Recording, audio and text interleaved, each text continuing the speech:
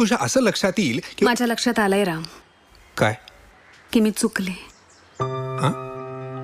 खरंच खरंच मी चुकले राम. नेमकं काय चुकत गेलं ते नाही माझ्या लक्षात आलं, पण तू सुद्धा कधी माझी चूक समजावून दिली नाहीस मला.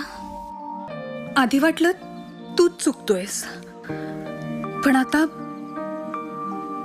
मागे वळून पाहताना असं वाटतं की मलाच कधी कळलं नाही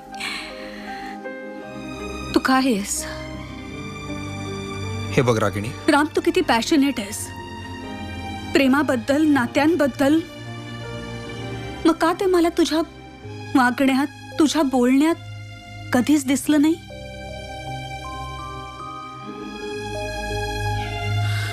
माहित नाही